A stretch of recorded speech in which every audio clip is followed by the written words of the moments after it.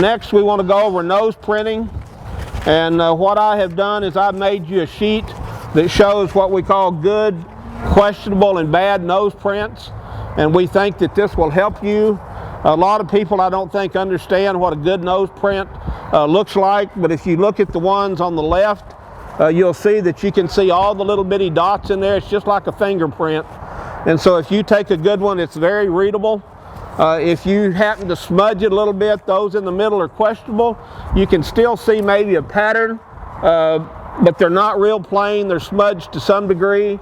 And then we get people that may use too much ink, the nose gets wet or whatever, and they come out like the ones on the right that are just one big smudge. And when we get nose prints like that, we simply cannot read them.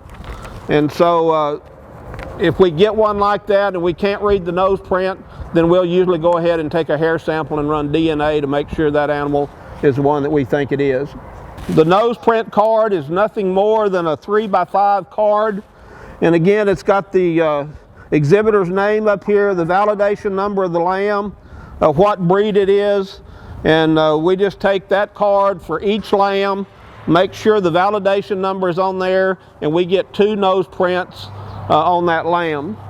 There's several different ink pads, I guess, that you can use. In the literature that we send you, it tells you where you can order ink pads. This is one that's a blue ink, but several of them work very well.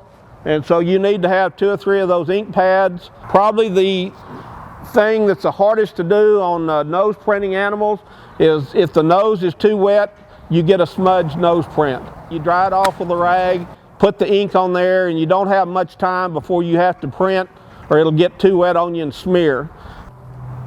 And then tap that nose print, and you can usually get a pretty good one. But I think you can see all the little individual dots on this particular print. You'll notice that it's got these dots right here in the middle. Those are very significant. When you take a print to match, those will come out immediately, and you know you've got the same lamb. So again, it's like a fingerprint. There's all kind of variations, and you can generally find 2 or 3 points in there that match, and you know pretty well immediately that you've got the right animal. It's very, very difficult to do in the hot summertime when you're doing them for the state fair in June. It's going to be hot. Those lambs are going to be sweating. It's very difficult to make a good nose print, but it can be done.